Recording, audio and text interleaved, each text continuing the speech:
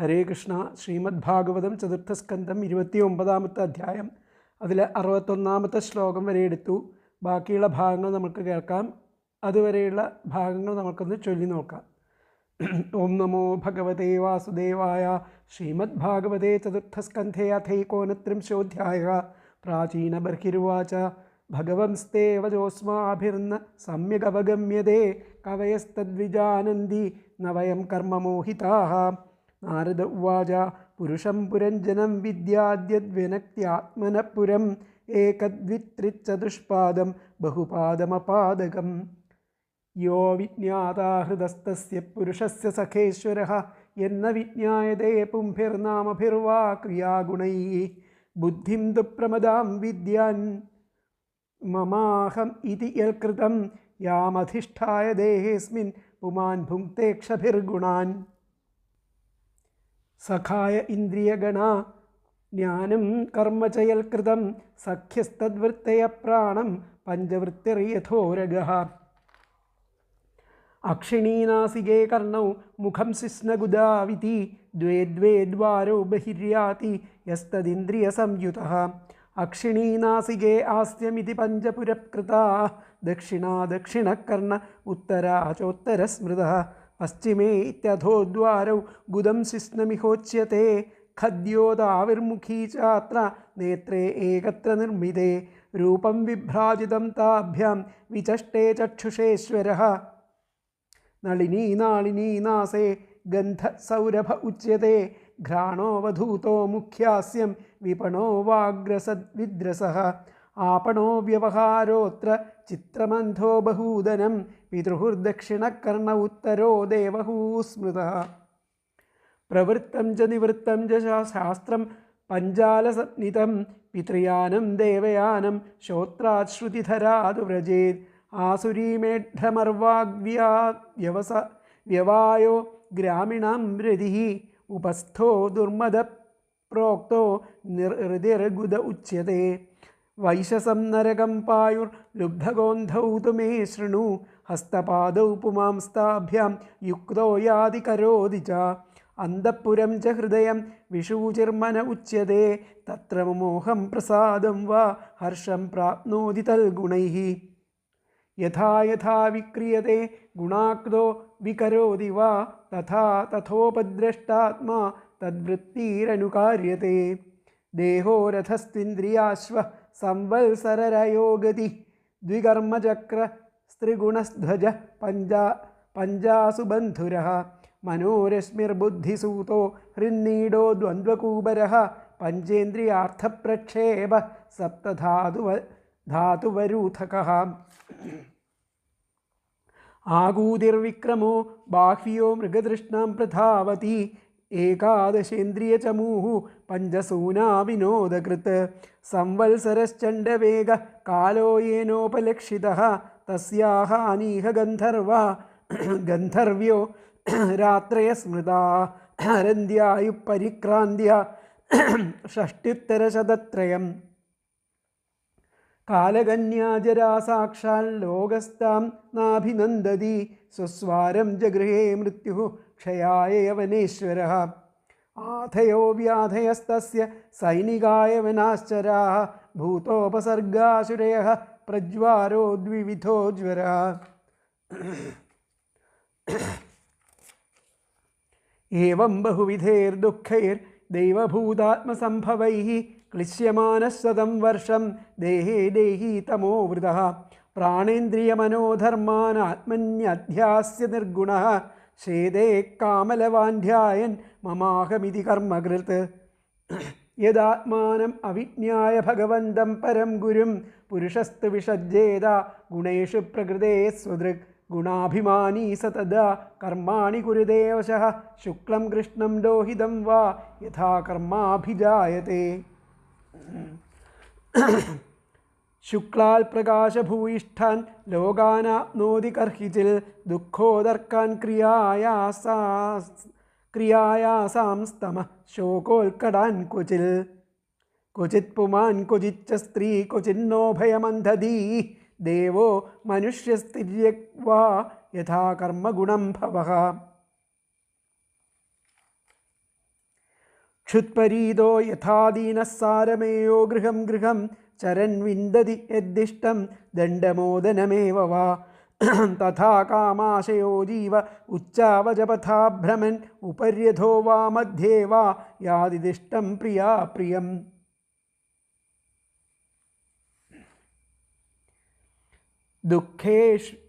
ദുഃഖേഷ്വേകതരേഷ്ണാപി ദൈവഭൂതാത്മഹേതുഷു ജീവസ്യ ന വ്യവച്ഛേദ സ്യാച്ചേത്തൽ പ്രതിക്രിയാ യഥാ ഹി പുരുഷോ ഭാരം ശിരസാ ഗുരുമുദ്വഹൻ തം സ്കന്ധേന സ ആധത്തെ തഥാ സർവാ പ്രതിക്രിയാഃ.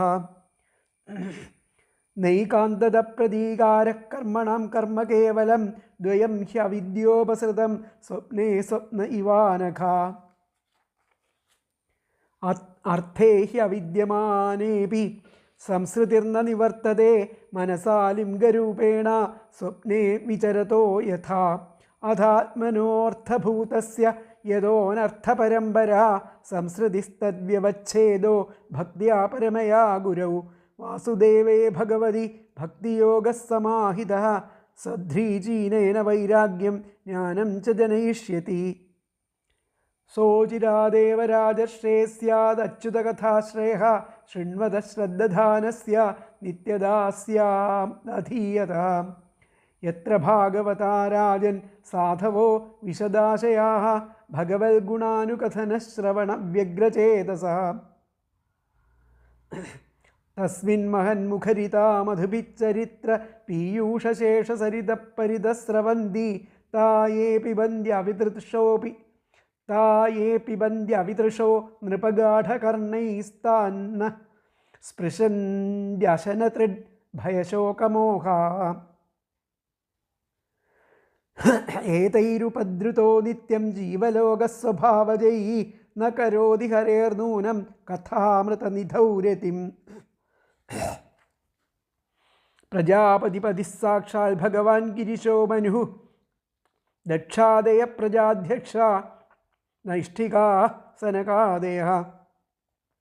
മരീചിരത്ര്യംഗിരസൗ പുലസ്ത്യപുലഃ ക്രതുഃ ഭൃഗുർവസിഷ്ഠ ഇത്യേതേ മദന്താ ബ്രഹ്മവാദിനഃ. അദ്യാപി വാചസ്പതയ സ്തപോ വിദ്യാസമാധിഭിഃ പശ്യന്തോപി ന പശ്യന്തി പശ്യന്തം പരമേശ്വരം. യദായമനുഗൃഹ്ണാതി ഭഗവാനാത്മഭാവിതഃ സ ജഹാതി മതിം ലോകേ വേദേ ച പരിനിഷ്ഠിതാം. തസ്മാൽ കർമ്മസു ബർഹിഷ്മന്നജ്ഞാനാദർത്ഥകാശിഷു മാർത്ഥദൃഷ്ടിം കൃഥാ ശ്രോത്ര സ്പർശിഷ്വസ്പൃഷ്ടവസ്തുഷു. സ്വം ലോകം ന വിദുസ്തേ വൈ യത്ര ദേവോ ജനാർദ്ദനഃ ആഹുർധൂമ്രധിയോ വേദം സകർമ്മകമതദ്വിദഃ. ആസ്തീര്യദർഭൈഃ പ്രാഗഗ്രൈഃ കാസ്നേന ക്ഷിതിമണ്ഡലം സ്തബ്ധോ ബൃഹദ്വധാന്മാനി കർമ്മണാ വൈഷി യത്പരം തത്കർമ്മ ഹരിതോഷം യത് സാ വിദ്യാ തന്മതിർയയാ. ഹരിർദേഹഭൃതാമാത്മാ സ്വയം പ്രകൃതിരീശ്വരഃ തൽപാദമൂലം ശരണം യദക്ഷേമോ നൃണാമിക. സ വൈ പ്രിയതമശ്ചാത്മാ യതോ ന ഭയമണ്വപി ഇതി വേദ സ വൈ വിദ്വാൻ യോ വിദ്വാൻ സ ഗുരുർഹരിഃ. നാരദ ഉവാച പ്രശ്ന ഏവം ഹി സംഛിന്നോ ഭവതഃ പുരുഷർഷഭാ അത്ര മേ വദതോ ഗുഹ്യം നിശാമയസു നിശ്ചിതം. ക്ഷുദ്രഞ്ചരം സുമനസാം ശരണേ മിഥിത്വാ രക്തം ഷഡംഘ്രിഗണസാമസു ലുബ്ധകർണം അഗ്രേ വൃകാൻ അസുതൃപോ വിഗണയ്യ യാന്തം പൃഷ്ഠേ മൃഗം മൃഗയ ലുബ്ധകബാണഭിന്നം. സത്വം വിചക്ഷ്യ മൃഗചേഷ്ടിതമാത്മനോऽന്തശ്ചിത്തം നിയച്ഛ ഹൃദി കർണധുനിം ചിത്തേ ജഹ്യംഗനാശ്രമസത്തമയൂഥഗാഥം പ്രീണീഹി ഹംസശരണം വിരമക്രമേണ. രാജോവാച ശ്രുതമന്വീക്ഷിതം ബ്രഹ്മൻ ഭഗവാൻ യദഭാഷത നൈതജ്ജാനന്ത്യുപാധ്യായാഃ കിം ന ബ്രൂയുർവിദുര്യതി. സംശയോത്ര തുമേ വിപ്ര സംഛിന്നസ്തൽകൃതോ മഹാൻ ഋഷയോപി ഹി മുഹ്യന്തി യത്ര നേന്ദ്രിയവൃത്തയഃ കർമ്മണ്യാരഭതേയേന പുമാനിഹ വിഹായതം അമുത്രാന്യേന ദേഹേന ജുഷ്ടാനി സേദശ്നുതേ ഇതി വേദവിദാം വാദ ശ്രൂയതേ തത്ര തത്ര കർമ്മയൽ ക്രിയതേ പ്രോക്തം പരോക്ഷം ന പ്രകാശതേ.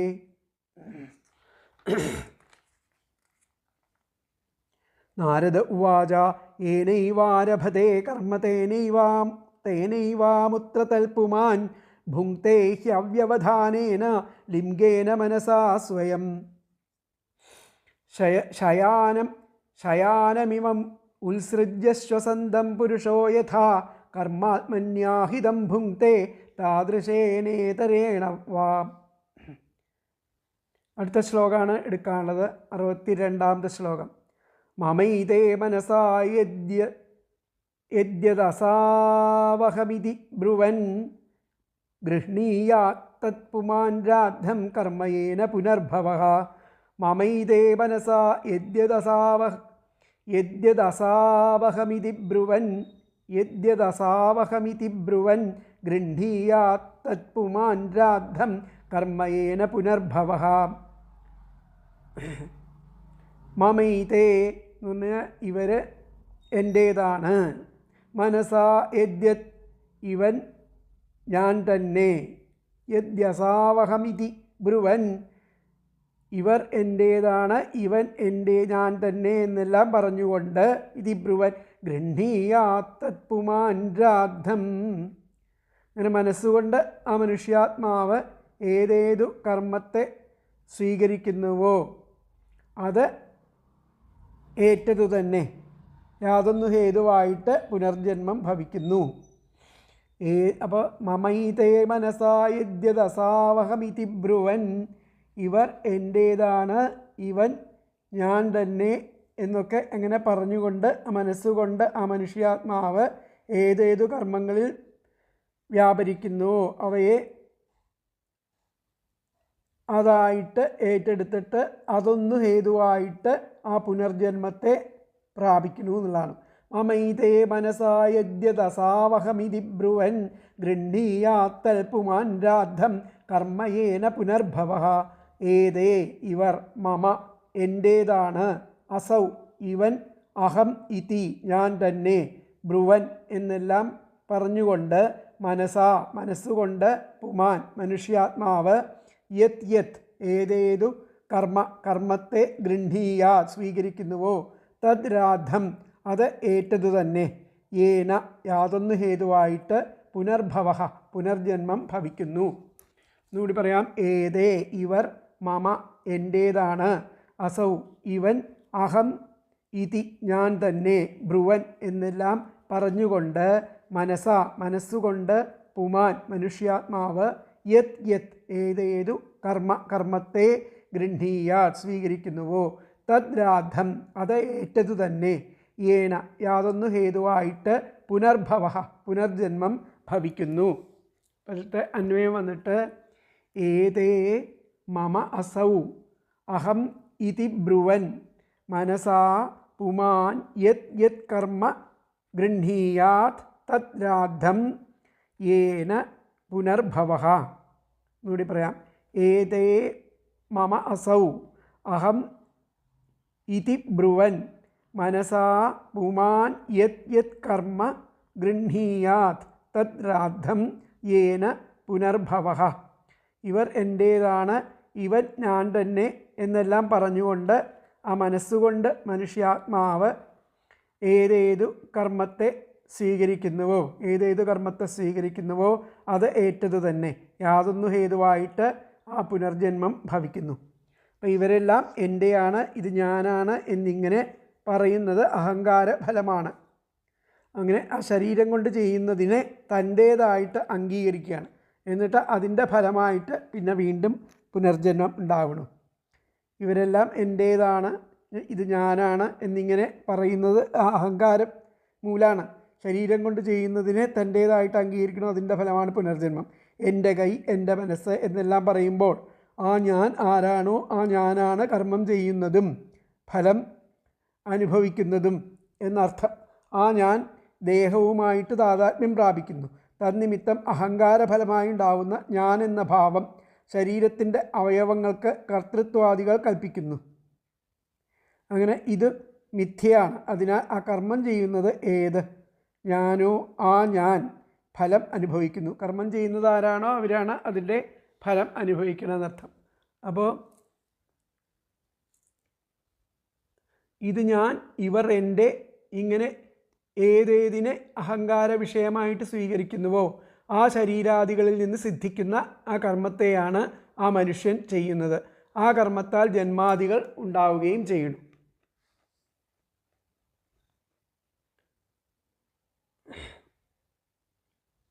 അപ്പോൾ സ്ഥൂലദേഹം കൊണ്ട് കർമ്മം ചെയ്യണു. സ്ഥൂലദേഹം ഇല്ലെങ്കിൽ കർമ്മമില്ല.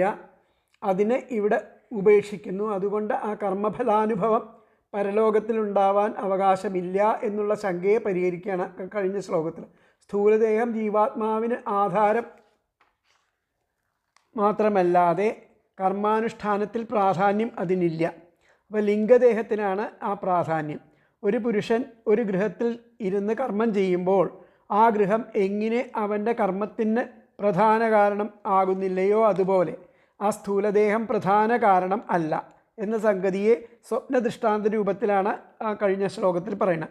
ഉറങ്ങുന്ന പുരുഷൻ ജീവസാന്നിധ്യമുള്ളതും ജാഗ്രത അവസ്ഥയിൽ പ്രവൃത്തികളിൽ ഏർപ്പെട്ടിരിക്കുന്നതും ആയിരിക്കുന്ന ആ സ്ഥൂലദേഹത്തോട് സംബന്ധിക്കാതെ തന്നെ ആ സ്ഥൂല ശരീരത്തിൻ്റെ ഓർമ്മയില്ലായ്മ തന്നെ സംബന്ധഭാവം, ആ ജീവസൂക്ഷ്മോപാധിയായിരിക്കുന്ന മനസ്സിൽ സ്ഫുരിക്കുന്ന ആ കർമ്മഫലത്തെ, ആ സുഖദുഃഖങ്ങളെ സ്വപ്നത്തിൽ ഏതുവിധം അനുഭവിക്കുന്നുവോ അതുപോലെ ആ മരണാനന്തരവും ആ ലിംഗശരീരയുക്തനായിട്ട് പുണ്യപാപ ഫലങ്ങളെ അനുഭവിക്കും എന്നതിൽ യാതൊരു അയുക്തിയും ഇല്ല.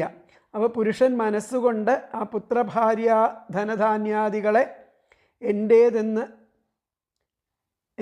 അഭിമാനിക്കുന്നു. ശരീരത്തെക്കുറിച്ച് ഞാനെന്നും ഈ നാമധേയമുള്ളവൻ ഈ ജാതിയിൽ ജനിച്ചവൻ എന്നും ഒക്കെ ഇങ്ങനെ പല വിധത്തിലായിട്ട് അഭിമാനിക്കുന്നു. ഇന്നിന്ന കർമ്മങ്ങൾ ചെയ്തവൻ ഞാനെന്നും ബലമായിട്ട് അഭിമാനിക്കുന്നു. അങ്ങനെ അത് നിമിത്തം ആ ഇഹലോകത്തിൽ അവരോടെല്ലാം തന്നെ ബന്ധപ്പെട്ടവനായിട്ട് ആ കർമ്മം ചെയ്യുന്നു. അങ്ങനെ സുഖദുഃഖങ്ങളെ അനുഭവിക്കുന്നു.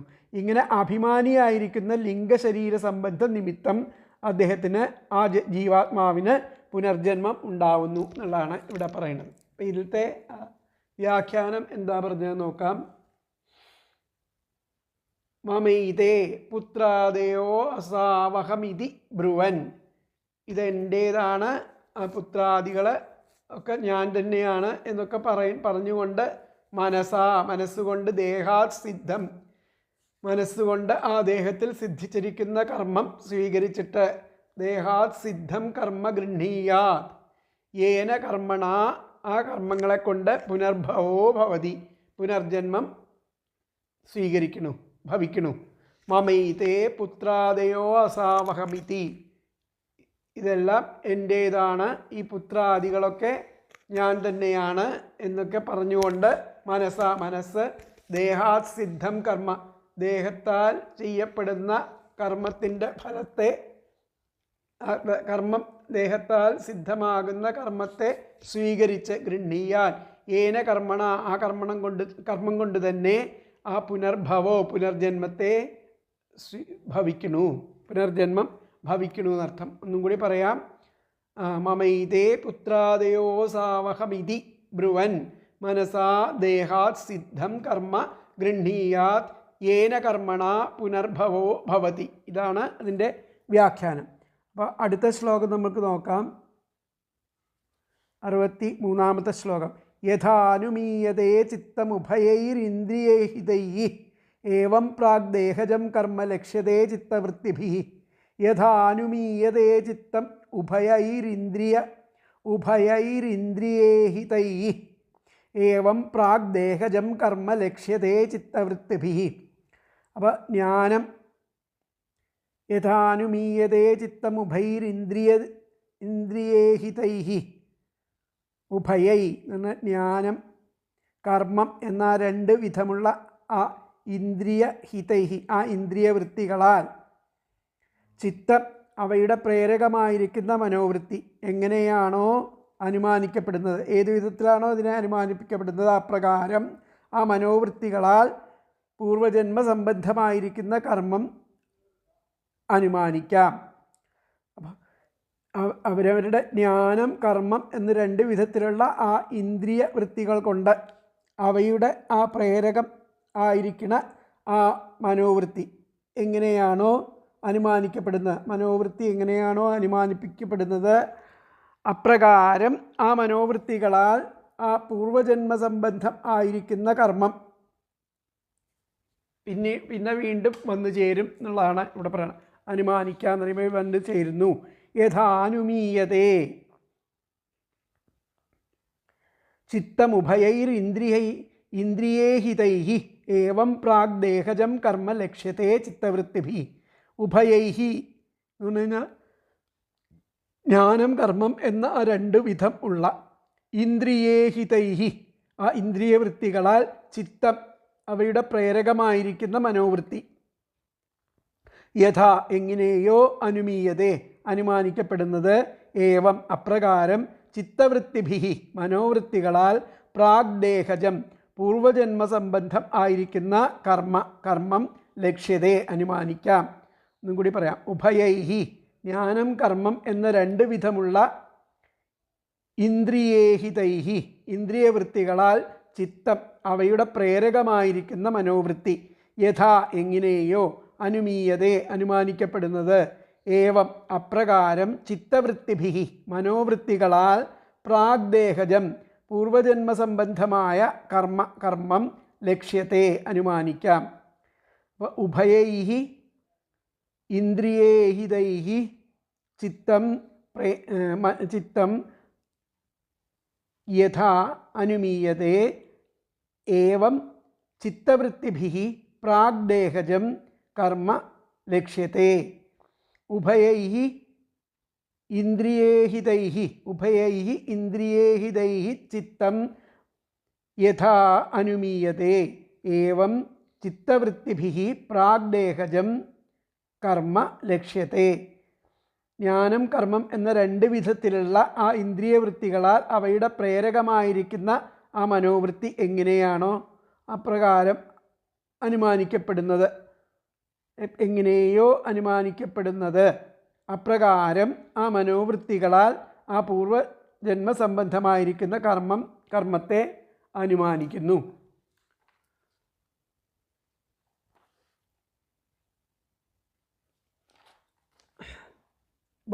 ജ്ഞാനേന്ദ്രിയങ്ങളുടെയും കർമ്മേന്ദ്രിയങ്ങളുടെയും പ്രവൃത്തികളാൽ മനസ്സിനെ അറിയാൻ സാധിക്കും. അപ്രകാരം ആ ചിത്രവൃത്തികൾ കൊണ്ട് ആ പൂർവജന്മ കർമ്മത്തെയും നമുക്ക് അനുമാനിക്കാൻ സാധിക്കും. അപ്പോൾ ഭൗതിക ശരീരം ചെയ്യുന്ന കർമ്മത്തിൻ്റെ ഫലം ലിംഗശരീരം അനുഭവിക്കാൻ കാരണം എന്തെന്ന ആദ്യത്തെ ചോദ്യത്തിന് ഉത്തരമായിട്ട് കർമ്മം ചെയ്യുന്നതും ഫലം അനുഭവിക്കുന്നതും ഒരേ ലിംഗശരീരം തന്നെ എന്ന് പറഞ്ഞ ശേഷം വേദോക്തങ്ങളായിരിക്കുന്ന കർമ്മങ്ങളുടെ ഫലം എന്തുകൊണ്ട് കാണുന്നില്ല എന്ന ചോദ്യത്തിന് ഉത്തരം പറയുന്നു. ഒരാളുടെ പ്രവൃത്തിയിലൂടെ മനസ്സറിയാം. അതുപോലെ മനസ്സിൻ്റെ വ്യാപാരങ്ങളിലൂടെ പൂർവജന്മത്തിൽ ചെയ്ത വൈദിക കർമ്മങ്ങളുടെ ഫലം അനുഭവിക്കുന്നതായിട്ട് അനുമാനിക്കാം.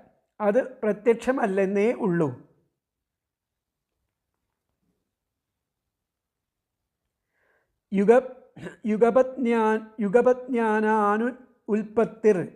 യുഗപജ്ഞാനാനുൽപ്പത്തിർ മനസ്സോ ലിംഗം ന്യായസൂത്രത്തിൽ പറയുന്നുണ്ട് ഗൗതമൻ്റെ.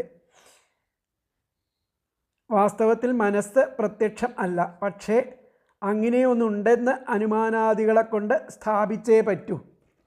ഒന്നുകൂടി പറയാം. ജ്ഞാനേന്ദ്രിയങ്ങളുടെയും കർമ്മേന്ദ്രിയങ്ങളുടെയും പ്രവൃത്തികളാൽ മനസ്സ് അറിയാം. അപ്രകാരം ആ ചിത്രവൃത്തി കൊണ്ട് ആ പൂർവജന്മ കർമ്മത്തെയും നമുക്ക് അനുമാനിക്കാം. അപ്പോൾ ഭൗതിക ശരീരം ചെയ്യുന്ന കർമ്മത്തിൻ്റെ ഫലം ലിംഗശരീരം അനുഭവിക്കാൻ കാരണമെന്തെന്ന ആദ്യത്തെ ചോദ്യത്തിന് ഉത്തരമായിട്ട് കർമ്മം ചെയ്യുന്നതും ഫലം അനുഭവിക്കുന്നതും ഒരേ ലിംഗശരീരം തന്നെ എന്ന് പറഞ്ഞ ശേഷം വേദോക്തങ്ങളായിരിക്കുന്ന കർമ്മങ്ങളുടെ ഫലം എന്തുകൊണ്ട് കാണുന്നില്ല എന്ന ചോദ്യത്തിന് ഉത്തരം പറയുന്നു. ഒരാളുടെ ആ പ്രവൃത്തിയിലൂടെ നമുക്ക് മനസ്സറിയാം, അയാളുടെ മനസ്സെന്താണെന്നറിയാം. അതുപോലെ മനസ്സിൻ്റെ വ്യാപാരങ്ങളിലൂടെ ആ പൂർവ്വജന്മത്തിൽ ചെയ്ത ആ വൈദിക കർമ്മങ്ങളുടെ ഫലം അനുഭവിക്കുന്നതായിട്ട് അനുമാനിക്കാം. അത് പ്രത്യക്ഷം അല്ലെന്നേ ഉള്ളൂ. വാസ്തവത്തിൽ മനസ്സ് പ്രത്യക്ഷമല്ല, പക്ഷേ അങ്ങനെ ഒന്നുണ്ടെന്ന് അനുമാനാദികളെ കൊണ്ട് സ്ഥാപിച്ചേ പറ്റൂ എന്നാണ് പറയുന്നത്. അപ്പോൾ ജ്ഞാനകർമ്മേന്ദ്രിയങ്ങളുടെ ആ വൃത്തി കൊണ്ട് എങ്ങനെ ചിത്തം അനുമാനം ചെയ്യപ്പെടുന്നു, അതുപോലെ തന്നെ ആ ചിത്തവൃത്തികൾ കൊണ്ട് പൂർവ്വദേഹത്തിൽ ചെയ്ത ആ കർമ്മങ്ങളുടെ സൂക്ഷ്മരൂപം അറിയപ്പെടുന്നു. അപ്പോൾ വേദോക്ത കർമ്മങ്ങൾ ഉത്തരക്ഷണത്തിൽ നശിക്കുന്നു, പിന്നെ കാണപ്പെടുന്നില്ല. പ്രത്യക്ഷമല്ലാതിരിക്കുന്ന ആ കർമ്മങ്ങളിൽ നിന്ന് പരലോകത്തിൽ അനുഭവയോഗ്യങ്ങളായിരിക്കുന്ന ഫലങ്ങൾ ഉണ്ടാകുവാൻ അവകാശമില്ല എന്നാണ് രണ്ടാമത്തെ സംശയം. അപ്പോൾ പ്രത്യക്ഷമല്ലാത്തതുകൊണ്ട് ഇല്ലെന്ന് പറയുവാൻ പാടില്ല. അനുമാന പ്രമാണത്താൽ ഉണ്ടെന്നറിയുവാൻ സാധിക്കും. ഏതൊന്ന് ഇന്ദ്രിയഗോചരം അല്ലയോ ആ വസ്തുവില്ലെന്ന് നിയമം കൽപ്പിക്കുന്നത് അനുഭവത്തിന് വിരോധമാണ് എന്ന് കാണിക്കുന്നു. ചിത്തം ചൈതന്യം ഉണ്ടെന്ന് എങ്ങനെ അറിയുന്നു? കർമ്മേന്ദ്രിയങ്ങളും ജ്ഞാനേന്ദ്രിയങ്ങളും ഓരോ പ്രവൃത്തികളിൽ ഏർപ്പെടുമ്പോൾ അവയെ ആ പ്രവൃത്തികളിൽ ഏർപ്പെടുത്തുന്നതായിരിക്കുന്ന ചിത്തം അന്തർഭാഗത്തിലുണ്ടെന്ന് അനുമാനിക്കുന്നു. അങ്ങനെ കാലം, ദിക്ക്, ആകാശം, മനസ്സ്, ആത്മാവ് ഇവയൊന്നും ഇന്ദ്രിയഗോചരങ്ങളല്ല. പക്ഷെ കാര്യം കണ്ടിട്ട് കാരണത്തെ അനുമാനിക്കണം. ഇതുപോലെ തന്നെ ഓരോരുത്തരുടെയും ചിത്തവൃത്തികൾ ഓരോ വിധത്തിൽ ഇരിക്കുന്നു. അങ്ങനെ ഭിന്നവൃത്തികൾ എങ്ങനെയുണ്ടാകുന്നു? ഭിന്നവാസനകളാണ് വൃത്തിഭേദങ്ങൾക്ക് കാരണം. കർമ്മങ്ങളുടെ ആവർത്തനങ്ങളിൽ നിന്നും ഉണ്ടാകുന്ന സംസ്കാരമാണ് വാസന. ഈ ശരീരം കൊണ്ട് പ്രവൃത്തിയെടുക്കുന്നതിന് മുൻപേ തന്നെ ചിത്തവൃത്തികളിൽ കൂടെ പ്രകാശിക്കുന്ന വാസനകൾക്ക് ഹേതുഭൂതങ്ങളായിരിക്കുന്ന കർമ്മങ്ങൾ ഈ ദേഹം ജനിക്കുന്നതിന് മുമ്പേ ഉണ്ടായിരുന്ന ദേഹങ്ങളാൽ അനുഷ്ഠിക്കപ്പെട്ടിരിക്കുന്നുവെന്ന് അനുമാനിക്കാവുന്നതാണ്. അപ്പോൾ അതുകൊണ്ട് അപ്രത്യക്ഷത അഭാവത്തിന് കാരണം അല്ല എന്ന് കാണണം. അപ്പോൾ നമ്മൾക്ക് ഇതിലത്തെ ആ വ്യാഖ്യാനം എന്താ പറഞ്ഞാൽ നോക്കാം. ജ്ഞാനകർമ്മേന്ദ്രിയ ചേഷ്ടിതൈര്യഥ, ജ്ഞാനകർമ്മേന്ദ്രിയ ചേഷ്ടിതങ്ങളെ കൊണ്ട് എപ്രകാരമാണോ ചിത്തം അനുമാനിക്കുന്നത്, ആ ചിത്തത്തിൻ്റെ വാസന എവിടെയാണോ വരുന്നത്, തഥാ അതുപോലെ തന്നെ ആ ചിത്തവൃത്തികളെ കൊണ്ടും നമ്മൾ പ്രാഗ്ദേഹജം മുൻപ് ഉണ്ടായിരുന്ന ദേഹത്തിൻ്റെ കർമ്മത്തെ അനുമാനിക്കണം. ലക്ഷ്യതേ എന്നുള്ളതാണ് പറയുന്നത്. ജ്ഞാനകർമ്മേന്ദ്രിയ ചേഷ്ടിതൈര്യഥ, ജ്ഞാനകർമ്മേന്ദ്രിയങ്ങളെ കൊണ്ടുള്ള ചേഷ്ടിതങ്ങൾ എപ്രകാരം ആണോ, ജ്ഞാനകർമ്മേന്ദ്രിയങ്ങളുടെ വൃത്തികൾ എപ്രകാരം ആണോ അത് ചിത്തം അനുമീയതേ, അതിനെ എപ്രകാരമാണോ വേണ്ടത് എന്നുള്ളതിനെ ചിത്തമാണ് അതിനെ അനുമാനിക്കുന്നത്, ചിത്തത്തിലൂടെയാണ് അനുമാനിക്കുന്നത്. തഥാ അതുപോലെ ആ ചിത്തവൃത്തികളെ കൊണ്ട്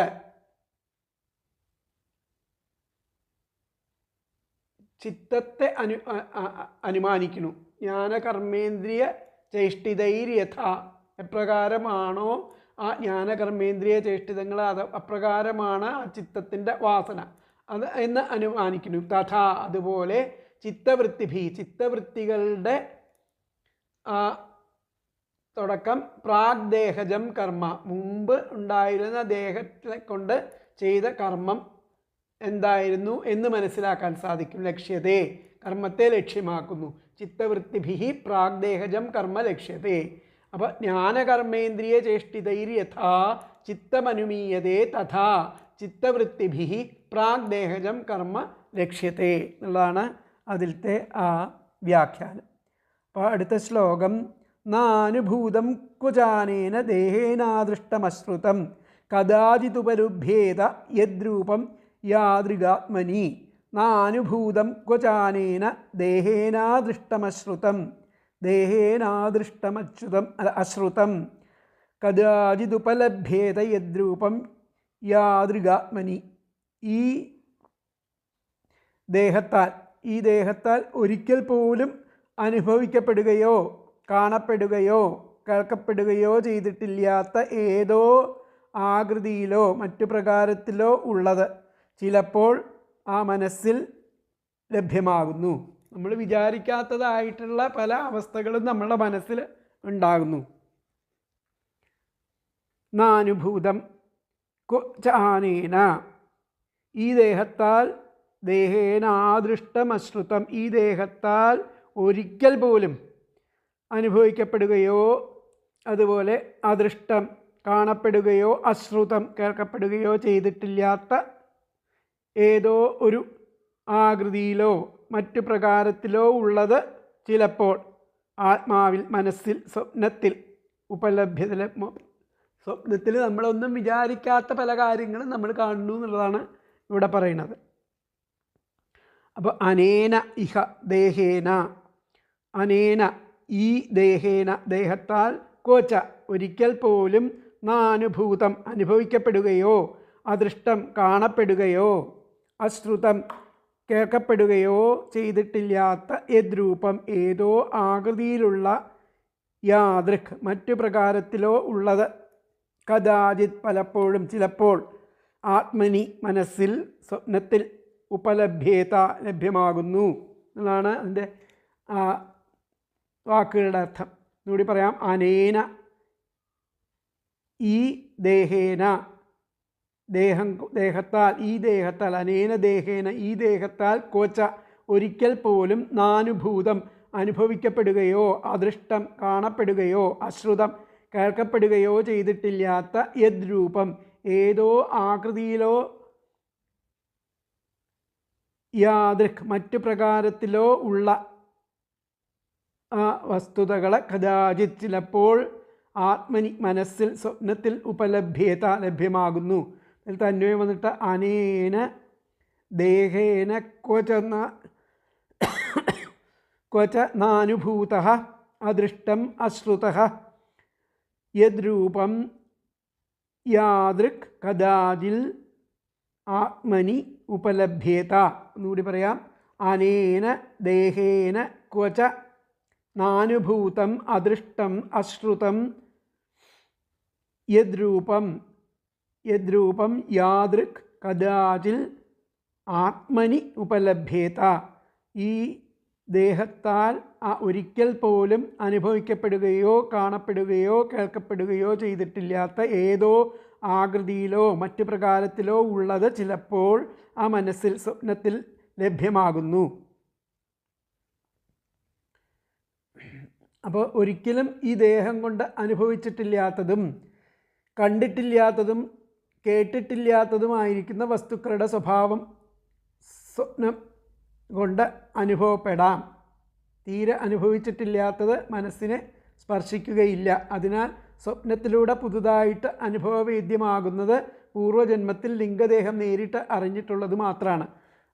ഒരിക്കലും ഈ ദേഹം കൊണ്ട് അനുഭവിച്ചിട്ടില്ലാത്തതും കണ്ടിട്ടില്ലാത്തതും കേട്ടിട്ടില്ലാത്തതുമായിട്ടുള്ള വസ്തുക്കളുടെ സ്വഭാവം സ്വപ്നം കൊണ്ട് അനുഭവിച്ചറിയാം എന്നുള്ള വസ്തുത വളരെ സത്യമാണ്. അതാണ് ഈ ശ്ലോകത്തിൽ പറയുന്നത്. അപ്പോൾ ഈ ദേഹം കൊണ്ട് യാതൊന്നും ഒരിക്കലും അനുഭവിച്ചിട്ടില്ലയോ കാണുകയോ കേൾക്കുകയോ ചെയ്തിട്ടില്ലയോ അത് ഇടയ്ക്ക് സ്വപ്നത്തിൽ ഏതു സ്വരൂപം ഉള്ളതെന്നും എപ്രകാരമുള്ളതെന്നും അനുഭവപ്പെട്ടേക്കാം. അങ്ങനെയുള്ള അവസ്ഥകൾ സ്വപ്നത്തിൽ നമുക്ക് അനുഭവപ്പെടാറുണ്ട് എന്നാണ് പറയുന്നത്. അപ്പോൾ ജന്മാന്തര കർമ്മങ്ങളുടെ വാസനാരൂപത്തിലുള്ള ആ സ്ഥിതി ഈ ശരീരത്തിൽ ഉണ്ടെങ്കിൽ അന്നത്തെ ആ ലിംഗദേഹവും ഈ സ്ഥൂലദേഹവുമാകുന്ന വീട്ടിലിരിക്കുന്നത് കൊണ്ട് സമ്മതിക്കാതെ കഴിയുകയില്ലെന്ന് ഉറപ്പിക്കുവാൻ സർവാനുഭൂതമായിരിക്കുന്ന സ്വപ്ന മനോരഥാദിഭാവങ്ങളെ ഉദാഹരിച്ച് പറയുകയാണ്. ഈ ശരീരത്താൽ ഒരു കാലത്തും ഒരു ദിക്കിലും വെച്ച് അനുഭവിക്കുകയോ കാണുകയോ കേൾക്കുകയോ ചെയ്തിട്ടില്ലാത്ത ഓരോ രൂപങ്ങളും സുഖദുഃഖാദിഭാവങ്ങളും ചിലപ്പോൾ സ്വപ്നത്തിലോ മനോരഥാവസ്ഥയിലോ സ്ഫുരിക്കുന്നതായിട്ട് കാണപ്പെടുന്നു. അതിനാൽ ഈ അനുഭവത്തിന് കാരണമായിരിക്കുന്ന കർമ്മഫലം ലയിച്ചിരിക്കുന്നതും ആ കർമ്മത്തെ മുജ്ജന്മം നടത്തിയിരുന്നതായ അസൂക്ഷ്മമായിരിക്കുന്ന ലിംഗദേഹം ഇന്നത്തെ സ്ഥൂലദേഹമായിരിക്കുന്ന ഭവനത്തിൽ വസിക്കുന്നുണ്ടെന്ന് സ്പഷ്ടമാകുന്നു. അപ്പോൾ ഇതിൻ്റെ വ്യാഖ്യാനത്തിൽ പറഞ്ഞ എന്താ നോക്കാം. ജ്ഞാനകർമ്മേന്ദ്രിയ ചേഷ്ടിതൈർ യഥാ ചിത്തം അനുമീയതേ തഥാ ചിത്തവൃത്തിഭിः പ്രാഗ്ദേഹജം കർമ്മലക്ഷ്യതേ വർത്തമാനദേഹേന കുത്രചിത്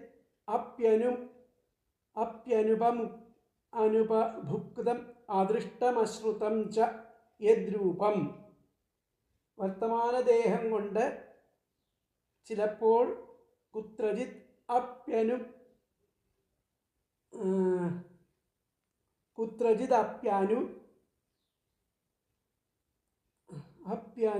അനുപഭുക്തം, പലപ്പോഴും അനുഭവം ആണ് അദൃഷ്ടം, പലപ്പോഴും അനുഭവമല്ലാത്തതും, അനുപഭുക്തം അനുഭവം അല്ലാത്തതും, അദൃഷ്ടം ആയതും കേൾക്കാത്തതും, അശ്രുതം അദൃഷ്ടം എന്ന് പറഞ്ഞാൽ കാണപ്പെടാത്തതും കേൾക്കപ്പെടാത്തതും ആയിട്ടുള്ള യദ്രൂപം ചില രൂപങ്ങൾ സ്വപ്നമനോരഥാദിഷു സ്വപ്നമനോരഥങ്ങളിലെ ലഭിക്കണു. തജ്ജീവസ്യ അത് ആ ജീവന്റെ പൂർവദേഹ സംഭവം, പൂർവദേഹത്തിലെ ആ വാസനകളെ കൊണ്ടാണ് മന്യസ്വ വന്ന് അനുഭവിക്കുന്നത് എന്നുള്ളത് നമ്മൾ ധരിക്കണം. വർത്തമാനദേഹേന ഇപ്പോഴത്തെ ഈ ദേഹം കൊണ്ട് കുത്രജിത് ഇപ്പോൾ നമുക്ക് ലഭിച്ചിട്ടുള്ള ദേഹം കൊണ്ട് അനുഭവപ്പെട്ടിട്ടില്ലാത്തത്, കുത്രജിത് ഒരിക്കലും അനുപഭുക്തം അനുഭവിച്ചിട്ടില്ലാത്തതും അദൃഷ്ടതും കാണപ്പെടാത്തതും കേൾക്കപ്പെടാത്തതും ആയിട്ടുള്ള ഒരു രൂപം, യദ്രൂപം സ്വപ്നമനോരഥാദിഷു സ്വപ്നമനോരഥത്തിൽ നമുക്ക് പലപ്പോഴും കാണുന്നതായിട്ട് കാണാം.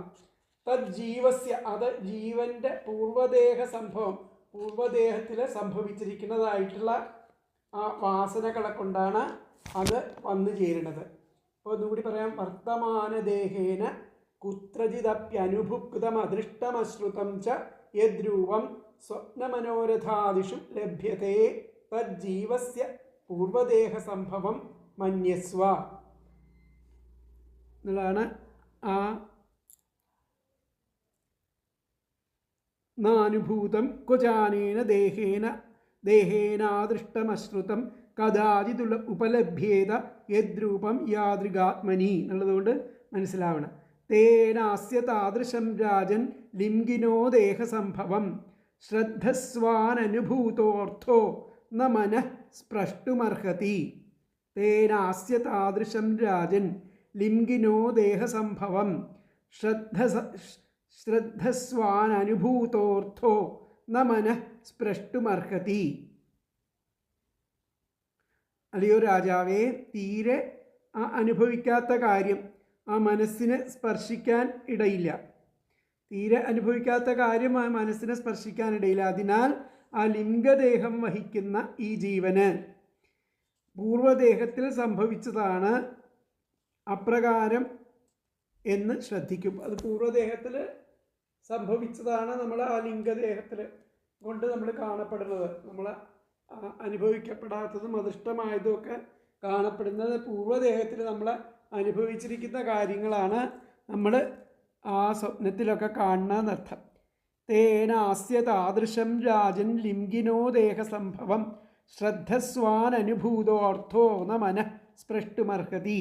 അല്ലയോ രാജാവേ, അനുഭൂത തീരെ അനുഭവിക്കാത്ത കാര്യം, മനഃ മനസ്സിനെ സ്പർശിക്കാൻ ഇടയില്ല. തീരെ ബന്ധം ഇല്ലാത്ത കാര്യം ആ മനസ്സിൽ ഉണ്ടാവാൻ സാധ്യമല്ല. തീരെ അനുഭവിക്കാത്ത കാര്യം മനസ്സിൽ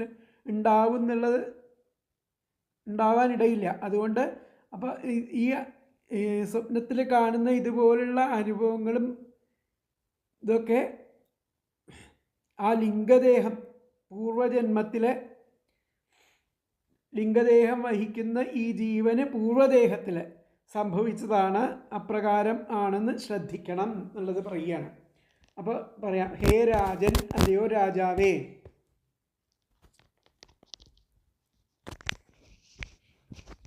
അല്ലയോ രാജാവേ, തീരെ അനുഭവിക്കാത്ത അനുഭൂത തീരെ അനുഭവിക്കാത്ത അർത്ഥ കാര്യം മനഃ മനസ്സിനെ സ്പർശിക്കാൻ ന അർഹതി ഇടയില്ല. തേന അതിനാൽ ലിംഗിനഃ ലിംഗദേഹം വഹിക്കുന്ന അസ്യ ഈ ജീവന് ദേഹസംഭവം പൂർവദേഹത്തിൽ സംഭവിച്ചതാണ്. ജീവന് പൂർവദേഹത്തിൽ സംഭവിച്ചതാണ്. താദൃശം അപ്രകാരമെന്ന് ശ്രദ്ധസ്വ, ശ്രദ്ധിക്കൂ. എന്നുകൂടി പറയാം. ഹേ രാജൻ, അല്ലയോ രാജാവേ, അനനുഭൂത, തീരെ അനുഭവിക്കാത്ത, അർത്ഥ, കാര്യം, മനഃ, മനസ്സിനെ, സ്പൃഷ്ടും, സ്പർശിക്കാൻ, ന അർഹതി, ഇടയില്ല, തേന, അതിനാൽ, ലിംഗിനഃ, ലിംഗദേഹം വഹിക്കുന്ന, അസ്യ, ഈ ജീവന്, ദേഹസംഭവം, പൂർവദേഹത്തിൽ സംഭവിച്ചതാണ്, താദൃശം അപ്രകാരം എന്ന് ശ്രദ്ധസ്വ, ശ്രദ്ധിക്കണം എന്ന് പറയുകയാണ്. അപ്പോൾ ഒരിക്കലും ഈ ദേഹം കൊണ്ട് അനുഭവിച്ചിട്ടില്ലാത്തതും കണ്ടിട്ടില്ലാത്തതും കേട്ടിട്ടില്ലാത്തതുമായ വസ്തുക്കളുടെ സ്വഭാവം സ്വപ്നം കൊണ്ട് അനുഭവപ്പെടാം. തീരെ അനുഭവിച്ചിട്ടില്ലാത്തത് മനസ്സിനെ സ്പർശിക്കുകയില്ല. അതിനാൽ ആ സ്വപ്നത്തിലൂടെ പുതുതായിട്ട് അനുഭവവേദ്യമാകുന്നത് പൂർവ്വജന്മത്തിൽ ആ ലിംഗദേഹം നേരിട്ട് അറിഞ്ഞിട്ടുള്ളത് മാത്രമാണ് എന്നുള്ളതാണ് നമ്മൾ വിചാരിക്കേണ്ടത്. അപ്പോൾ ഇതിലത്തെ അന്വയം വന്നിട്ട് ഹേ രാജൻ, അനനുഭൂതഃ അർത്ഥഃ മനഃ സ്പൃഷ്ടും ന അർഹതി, തേന ലിംഗിനഃ അസ്യ ദേഹസംഭവം താദൃശം ശ്രദ്ധസ്വ. ഒന്നുകൂടി പറയാം. ഹേ രാജൻ, അനനുഭൂതഃ അർത്ഥഃ മനഃ സ്പൃഷ്ടും ന അർഹതി, തേന ലിംഗിനഃ അസ്യ ദേഹസംഭവം താദൃശം ശ്രദ്ധസ്വ. അല്ലയോ രാജാവേ, തീരെ അനുഭവിക്കാത്ത കാര്യം മനസ്സിനെ സ്പർശിക്കാൻ ഇടയില്ല. തീരെ അനുഭവിക്കാത്ത കാര്യം മനസ്സിനെ സ്പർശിക്കാൻ ഇടയില്ല. അതിനാൽ ആ ലിംഗദേഹം വഹിക്കുന്ന ഈ ജീവന് ആ പൂർവ്വദേഹത്തിൽ സംഭവിച്ചതാണ് ഈ അനുഭവം, ഈ വാസന. അത് പ്രകാരമാണ് അത് കാണുന്നത് എന്ന് ശ്രദ്ധ വയ്ക്കാൻ വേണ്ടിയിട്ടാണ് പറയുന്നത്. അപ്പോൾ അതിലത്തെ 65-ാമത്തെ ശ്ലോകത്തിൻ്റെ, അപ്പോൾ അതുകൊണ്ട് ആ വാസനായുക്തനായിരിക്കുന്ന ജീവന് അങ്ങനെ അനുഭവത്തോടു കൂടിയ ഒരു പൂർവ്വജന്മം ഉണ്ടെന്ന് അറിയണം. എന്തെന്നാൽ ഒരിക്കലും അനുഭവിക്കാത്ത ഒന്നും തന്നെ മനസ്സിൽ പതിയുകയില്ല. അപ്പോൾ ഇപ്രകാരം ഉള്ള ആ അനുഭവമുള്ളത് കൊണ്ട് ഹേ രാജൻ, ആ ലിംഗശരീരത്തിൽ ലയിച്ചിരിക്കുന്ന പൂർവ്വ സംസ്കാരങ്ങളോട് കൂടിയിരിക്കുന്ന ആ ജീവാത്മാവിന് ഈ ശരീരത്തിൽ ആ സംസ്കാരങ്ങളെ അനുസരിച്ച ഭാവങ്ങൾ ഉണ്ടാകുന്നു എന്ന് അങ്ങ് വിശ്വസിക്കുക. അനുഭവിച്ചിട്ടില്ലാത്തതിനെ സ്ഫുരിക്കുവാനുള്ള ശക്തി മനസ്സിന് ഇല്ല. ഇതാണ് ധരിക്കേണ്ടത്. അപ്പോൾ ഇതിലത്തെ ആ വ്യാഖ്യാനത്തിൽ കിംജ മന, ഒരിക്കൽ ആ മനസ്സ് ഏവം അനുപ്യസ്യ, ഏവം കിഞ്ച മന ഏവ മനുഷ്യസ്യ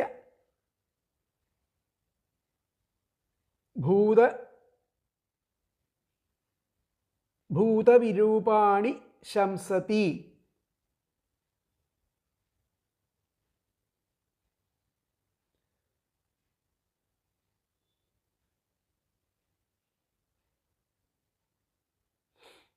അപ്പോൾ കിംച മന ഏവ, ആ മനസ്സ് ഈ മനുഷ്യൻ്റെ ഭൂതവിരൂപാണി, മുൻപ് ചെയ്തിട്ടുള്ള വാസനകളെ കൊണ്ട് ആണ് യഥാദൃഷ്ടമശ്രുതം ക്വചിൽ മനസ്സി ദൃശ്യതേ. ആ മനസ്സിൽ ഇടയ്ക്ക് അദൃഷ്ടവും അശ്രുതവുമായിട്ടുള്ള ആ വസ്തുതകളെ സ്വപ്നത്തിൽ കാണാനുള്ള കാരണം തദ്ദർശനം ദേശകാലക്രിയ ആശ്രയം അനുമന്തവ്യം. അടുത്ത ശ്ലോകത്തിൽ പറയുന്നുണ്ട്. അപ്പോൾ കിംച മനയേവ മനുഷ്യസ്യ ഭൂതവിരൂപാണി ശംസതി, മനസ്സാണ് ഈ ഭൂതവിരൂപങ്ങൾക്കൊക്കെ കാരണം. മനുഷ്യസ്യ ഭൂതവിരൂപാണി ശംസതി, അതുകൊണ്ട് ആ യഥാത്ര ആദൃഷ്ടമശ്രുതം, ഇപ്രകാരം അദൃഷ്ടമായതും അശ്രുതമായിട്ടുള്ളതും അനുഭവിക്കപ്പെടാത്തതുമായിട്ടുള്ളത് കൊചിൽ മനസ്സി ദൃശ്യതേ, മനസ്സിൽ നമ്മൾ കാണപ്പെടുന്നു എന്ന് പറയുന്നത്. കിംച മന ഏവ മനുഷ്യസ്യ ഭൂതവിരൂപാണി ശംസതി യഥാത്ര ആദൃഷ്ടം അശ്രുതം കൊചിൽ മനസ്സി ദൃശ്യത്തെ തദ്ദർശനം. അതിനെ പറ്റിയിട്ട് ഇനി എങ്ങനെയാണ് ആ ദർശനം എന്നുള്ള അടുത്ത ശ്ലോകത്തിൽ പറയുന്നുണ്ട്. മന ഏവ മനുഷ്യസ്യ പൂർവ്വരൂപാണി ശംസതി, അത് ഇതിൽ ശ്ലോകത്തിൽ തന്നെ പറയുന്നു. അടുത്ത ശ്ലോകത്തിൽ മനയേവ മനുഷ്യസ്യ പൂർവരൂപാണി ശംസതി ഭവിഷ്യതശ്ച ഭദ്രം തേ തഥൈവ ന ഭവിഷ്യതഃ. മനയേവ മനുഷ്യസ്യ പൂർവരൂപാണി ശംസതി ഭവിഷ്യതശ്ച ഭദ്രം തേ തഥൈവ ന ഭവിഷ്യതി. അപ്പോൾ അങ്ങയ്ക്ക് മംഗളം നേരുന്നു, അങ്ങയ്ക്ക് മംഗളം നേരുന്നു. ഭവിഷ്യതശ്ച ഭദ്രം തേ, മംഗളം നേരുന്നു. മനുഷ്യൻ്റെ മുൻ ശരീരങ്ങളെയും അപ്രകാരം തന്നെ ആ ഭാവിയിലുണ്ടാകുന്നതിനെയും ആ ഉണ്ടാകാത്തവയെയും മനസ്സു തന്നെയാണ് പ്രകാശിപ്പിക്കുന്നത്. മനസ്സുകൊണ്ടാണ് ഇതെല്ലാം. നമ്മൾ എന്താവണോ, എന്തായിരുന്നോ, ആയിരിക്കും എന്നതിനെയൊക്കെ ആ മനസ്സുകൊണ്ടാണ് നമ്മൾ സങ്കല്പിക്കുന്നത്. മനയേവ മനുഷ്യാണാം കാരണം ബന്ധമോക്ഷയോ എന്ന് പറയുന്ന പോലെ മനയേവ മനുഷ്യസ്യ പൂർവരൂപാണി ശംസതി. നമ്മളുടെ പൂർവ്വരൂപങ്ങളെയും ഇപ്പോഴത്തെ രൂപത്തെയൊക്കെ പ്രകാശിപ്പിക്കുന്നത് മനുഷ്യൻ്റെ മനസ്സാണ്. ഭവിഷ്യതശ്ച ഭദ്രം തേ, അങ്ങയ്ക്ക് മംഗളം ഭവിക്കട്ടെ. തഥൈവ ന ഭവിഷ്യത.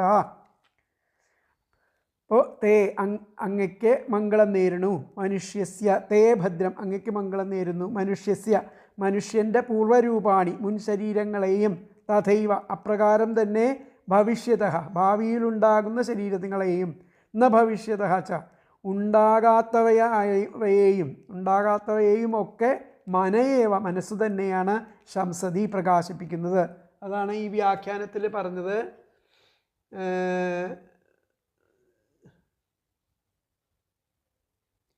കിംച മനയേവ മനുഷ്യസ്യ ഭൂതവിരൂപാണി ശംസതി. ആ വിരൂപങ്ങൾക്കൊക്കെ കാരണം ആയിട്ടുള്ളത് ആ മനുഷ്യ മനസ്സാണെന്നർത്ഥം. മനയേവ മനുഷ്യസ്യ പൂർവരൂപാണി ശംസതി ഭവിഷ്യതശ്ച ഭദ്രം തേ തഥൈവ ന ഭവിഷ്യതഃ. തേ ഭദ്രം, അങ്ങയ്ക്ക് മംഗളം നേരുന്നു.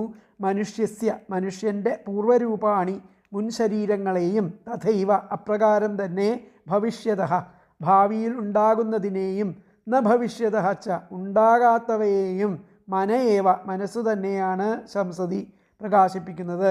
തേ ഭദ്രം, അങ്ങയ്ക്ക് മംഗളം നേരുന്നു. മനുഷ്യസ്യ മനുഷ്യൻ്റെ പൂർവരൂപാണി മുൻ ശരീരങ്ങളെയും തഥൈവ അപ്രകാരം തന്നെ ഭവിഷ്യതഃ ച ആ ഭാവിയിലുണ്ടാകുന്നതിനെയും ന ഭവിഷ്യതഃ ച ആ ഉണ്ടാകാത്തവയെയും മനയേവ മനസ്സു തന്നെയാണ് ശംസതി പ്രകാശിപ്പിക്കുന്നത്. അപ്പോൾ തേ ഭദ്രം മനുഷ്യസ്യ പൂർവരൂപാണി തഥൈവ ഭവിഷ്യതഃ ച ന ഭവിഷ്യതഃ ച മനഃ ഏവ ശംസതി. തേ ഭദ്രം മനുഷ്യസ്യ പൂർവരൂപാണി തഥൈവ ഭവിഷ്യതഃ ച ന ഭവിഷ്യതഃ ച മന ഏവ ശംസതി. അങ്ങയ്ക്ക് മംഗളം നേരുന്നു. മനുഷ്യൻ്റെ ആ മുൻ ശരീരങ്ങളെയും അപ്രകാരം ഭാവിയിലുണ്ടാകുന്നതിനെയും ഉണ്ടാകാത്തവയെയും മനസ്സു തന്നെയാണ് പ്രകാശിപ്പിക്കുന്നത് എന്നാണ് ഇതിൽ പറയുന്നത്. അപ്പോൾ മനസ്സ് തന്നെയാണ് മനുഷ്യൻ്റെ ആ പൂർവ്വരൂപം പറഞ്ഞു തരുന്നത്. അങ്ങനെ തന്നെ ആ ഭാവിയിൽ ഉത്കർഷം പ്രാപിക്കാൻ പോകുന്നതിൻ്റെയും അധപ്പതിക്കാൻ പോകുന്നതിൻ്റെയും രൂപങ്ങളെയും അതുതന്നെ പറഞ്ഞു തരുന്നു. ആ മനുഷ്യൻ്റെ മനസ്സ് തന്നെയാണ് ഇതൊക്കെ തന്നെ പറഞ്ഞു തരുന്നതെന്നർത്ഥം. അപ്പോൾ എന്നു തന്നെയല്ല ആ മനസ്സിൻ്റെ വൃത്തിഭേദങ്ങളെ കൊണ്ട് മനുഷ്യൻ്റെ കഴിഞ്ഞ ജന്മങ്ങളെയും ശുഭാശുഭങ്ങളെയും ഇനിമേൽ ജന്മമുണ്ടാകുമോ ഇല്ലാതാകുമോ എന്നതിനെയും ആ മനസ്സ് തന്നെ പറയുന്നു. എങ്ങനെയെന്നാൽ ഈ ജന്മത്തിൽ ഒരുവൻ്റെ മനസ്സിൽ അധികം പ്രകാശിക്കുന്നത് ആ വിഷയാവേശമോ ധർമാവേശമോ ഭഗവതാവേശമോ എന്നറിഞ്ഞാൽ ഇതിനു കാരണമായിരിക്കുന്ന അഭ്യാസം പൂർവ്വജന്മങ്ങളിൽ ഉണ്ടായിരുന്നുവെന്നും ഇപ്പോഴത്തെ അഭ്യാസമനുസരിച്ചുള്ള ജന്മം ഇനിമേലിലുണ്ടാകുമെന്നും മോക്ഷാധികാരിയോ അല്ലയോ എന്നും മനോവൃത്തികളിൽ നിന്നും ധരിക്കാം. ഈ വൃത്തികൾ പുറപ്പെടുന്നതുകൊണ്ട് ആ പൂർവ്വലിംഗദേഹം നശിച്ചിട്ടില്ലെന്നും നിശ്ചയിക്കാം ഒക്കെയാണ് ഇതിൽ പറയുന്നത്. അപ്പോൾ ആ വ്യാഖ്യാനത്തിൽ ഇത് തന്നെയാണ് പറഞ്ഞത്. കിംച മനയേവ മനുഷ്യസ്യ ഭൂതവിരൂപാണി ശംസതി.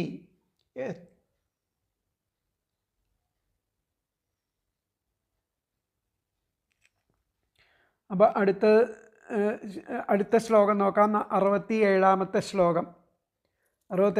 ശ്ലോകം.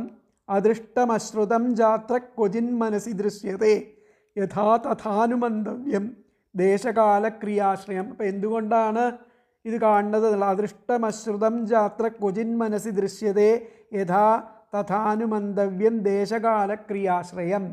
ആ മുമ്പ് കണ്ടിട്ടില്ലാത്തതും കേട്ടിട്ടില്ലാത്തതും ആയിട്ട് ആ സ്ഥലം, സമയം എന്നിവയെ സംബന്ധിക്കുന്ന പലതും മനസ്സിൽ ചിലപ്പോൾ കാണപ്പെടുന്നുണ്ട്.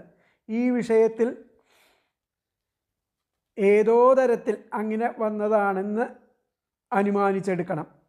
അപ്പോൾ മുമ്പ് കണ്ടിട്ടില്ലാത്തതും കേട്ടിട്ടില്ലാത്തതുമായിട്ടുള്ള ആ സ്ഥലം, സമയം, അതുപോലെ ക്രിയ സംബന്ധിക്കുന്ന പലതും ആ മനസ്സിൽ ചിലപ്പോൾ ദൃശ്യത കാണപ്പെടാറുണ്ട്. അങ്ങനെയുള്ള പലതും കാണപ്പെടാറുണ്ട്. ഈ വിഷയത്തിൽ ഇതൊക്കെ ഏതോ തരത്തിൽ വന്നതാണെന്ന് നമ്മൾ അനുമാനിക്കണം എന്നാണ് പറയുന്നത്. അപ്പോൾ അദൃഷ്ടം, മുമ്പ് കണ്ടിട്ടില്ലാത്തതും, അശ്രുതം ച കേട്ടിട്ടില്ലാത്തതുമായിട്ട് ദേശകാലക്രിയാശ്രയം, സ്ഥലം, സമയം, ക്രിയ എന്നിവയെ സംബന്ധിക്കുന്ന പലതും മനസ്സിൽ ക്വചിൽ ചിലപ്പോൾ ദൃശ്യതേ, ചിലപ്പോൾ മനസ്സിൽ കാണപ്പെടുന്നുണ്ട്. അത്ര ഈ വിഷയത്തിൽ യഥാതഥാ ഏതോ തരത്തിൽ അങ്ങനെ വന്നതാണെന്ന് അനുമന്തവ്യം അനുമാനിച്ചെടുക്കണം. എന്നുകൂടി പറയാം. അദൃഷ്ടം, മുമ്പ് കണ്ടിട്ടില്ലാത്തതും, അശ്രുതം ച കേട്ടിട്ടില്ലാത്തതുമായിട്ട് ദേശകാലക്രിയാശ്രയം, സ്ഥലം, സമയം, ക്രിയ എന്നിവയെ സംബന്ധിക്കുന്ന പലതും മനസ്സിൽ ക്വചിൽ ചിലപ്പോൾ ദൃശ്യത കാണപ്പെടുന്നുണ്ട്. അത്ര ആ വിഷയത്തിൽ യഥാതഥാ ഏതോ തരത്തിൽ അങ്ങനെ വന്നതാണെന്ന് അനുമന്തവ്യം അനുമാനിച്ച് എടുക്കണം. അപ്പോൾ അദൃഷ്ടം അശ്രുതം ച ദേശകാലക്രിയാശ്രയം മനസി ക്വചിൽ ദൃശ്യത്തെ അത്ര യഥാതഥാ അനുമന്തവ്യ.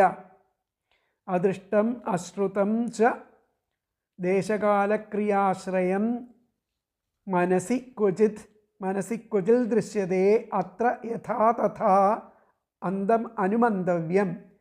ആ മുമ്പ് കണ്ടിട്ടില്ലാത്തതും കേട്ടിട്ടില്ലാത്തതുമായിട്ടുള്ള സ്ഥലം, സമയം, ക്രിയ എന്നിവയെ സംബന്ധിക്കുന്ന മനസ്സിൽ ചിലപ്പോൾ ദൃശ്യതയെ കാണപ്പെടുന്നുണ്ട്. മനസ്സിൽ ചിലപ്പോൾ അങ്ങനെയുള്ളതൊക്കെ കാണപ്പെടാറുണ്ട്. ഈ വിഷയത്തിൽ ഏതോ തരത്തിൽ അതിൽ വന്നതാണ്, ഇപ്രകാരം പൂർവ്വജന്മാർജിതമായിട്ട് വന്നതാണ്, അങ്ങനെ വന്നതാണ് എന്നുള്ളത് നമ്മൾ അനുമാനിച്ചെടുക്കണം. അപ്പോൾ പൂർവ്വജന്മത്തിൻ്റെ സ്വഭാവം മനസ്ഥിതി കൊണ്ട് അറിയേണ്ടതും, അപ്പോൾ ആ ഭാവിയിൽ ഉത്കർഷമോ അധപതനമോ എന്ന് മനസ്സ് തന്നെ പറഞ്ഞു തരുന്നു. ഒരാളുടെ മനോഭാവത്തിൽ നിന്ന് തന്നെ അയാൾ പൂർവ്വജന്മത്തിൽ ഏത് തരക്കാരനായിരുന്നുവെന്ന്, പുനർജന്മത്തിൽ എപ്രകാരിക്കുമെന്നും ഒക്കെ പ്രവചിക്കാം എന്ന് ശ്രീധര ആചാര്യസ്വാമികൾ പറയുന്നു. മനയേവ ഔദാര്യ കാർപ്പണ്യാദി വൃത്തിഭി പൂർവമപ്യേവമേവാസീത് പശ്ചാദപ്യേവമേവ ഭവിഷ്യതീതി ജ്ഞാപയതീത്യർത്ഥ. അപ്പം കാണാത്തതിനെയും കേൾക്കാത്തതിനെയും മറ്റും പറ്റിയുള്ള അറിവ് മനസ്സിൽ ഉദിക്കാറുണ്ടല്ലോ, അവയെല്ലാം ദേശം, കാലം, കർമ്മം എന്നിവയനുസരിച്ച് ആ പൂർവ്വജന്മാനുഭവങ്ങൾ തന്നെ അയവിറക്കുകയാണ്. കാണാത്തതിനെയും കേൾക്കാത്തതിനെയും മറ്റും പറ്റിയുള്ള ആ അറിവ്, അതാണ് അദൃഷ്ടം അശ്രുതം ജാത്ര ക്വചിൻ മനസ്സി ദൃശ്യത എന്ന് പറയുന്നത്. കാണാത്തതിനെയും കേൾക്കാത്തതിനെയും മറ്റും പറ്റിയുള്ള അറിവ് മനസ്സിൽ ഉദിക്കാറുണ്ടല്ലോ, അവയെല്ലാം ദേശം, കാലം, കർമ്മം എന്നിവയെ അനുസരിച്ച് പൂർവ്വജന്മാനുഭവങ്ങൾ തന്നെയെന്ന് അയവിറക്കുകയാണ് ചെയ്യുന്നത്.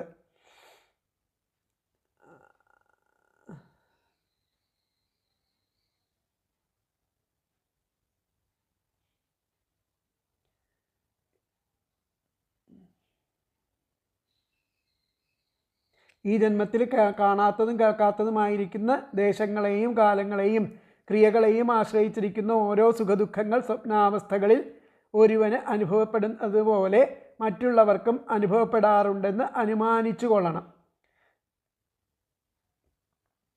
എന്നാണ് ഈ ശ്ലോകത്തിൻ്റെ അർത്ഥം വരുന്നത്. അപ്പോൾ യഥാദൃഷ്ടമശ്രുതം ക്വചിൽ മനസ്സി ദൃശ്യതേ. അപ്പോൾ അങ്ങനെയുള്ളതൊക്കെ മനസ്സുകൊണ്ട് നമ്മൾ കാണപ്പെടുന്നത് തദ്ദർശനം, ആ ദർശനം അത് കാണപ്പെടുന്നത് ദേശകാല ക്രിയാശ്രയം അനുമന്തവ്യം.